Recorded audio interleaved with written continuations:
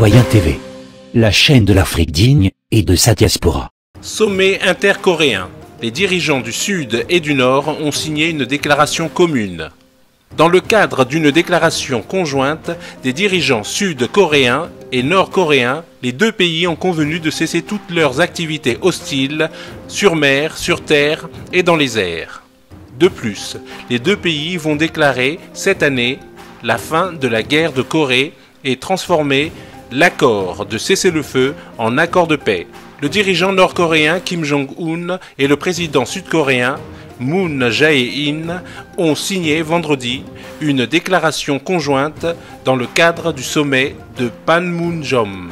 Les dirigeants des deux Corées ont convenu de cesser toutes leurs activités hostiles sur mer, sur terre et dans les airs. Les deux dirigeants ont exprimé leur volonté de transformer la zone démilitarisée DMZ qui sépare les deux pays en une zone de paix. Il n'y aura plus de guerre entre les Corées, souligne la déclaration. La Corée du Sud et la Corée du Nord vont déclarer cette année la fin de la guerre de Corée, dont l'armistice avait été signé en 1953, et vont transformer l'accord de cessez-le-feu en accord de paix. De plus, les dirigeants se sont engagés vendredi à opérer une dénucléarisation complète de la péninsule coréenne.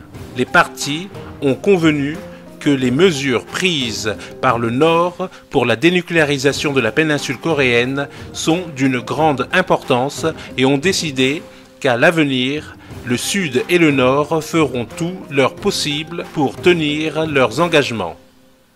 Le président Moon se rendra cet automne à Pyongyang, ajoute la déclaration. De son côté, Kim Jong-un a promis de ne pas répéter les erreurs du passé. Ouvrons les guillemets, nous renonçons à toute action hostile, cela se produira le 1er mai et comprendra l'élimination physique de moyens de propagande ainsi que la cessation totale de la distribution de tracts dans la zone démilitarisée. Fermons les guillemets, indique le document. En outre, Kim Jong-un a déclaré ses espoirs quant à une réunification de la péninsule.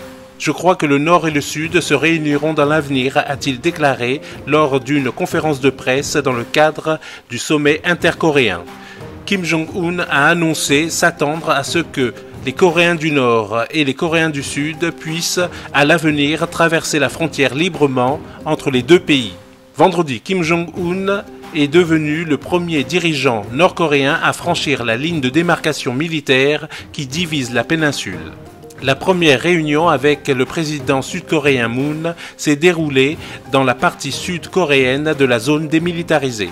Comme prévu, les dirigeants des deux Corées ont discuté des questions dont dépendent l'amélioration des relations nord-sud, ainsi que de la dénucléarisation nord-coréenne et des perspectives de réunification. Citoyen TV, la chaîne de l'Afrique digne et de sa diaspora.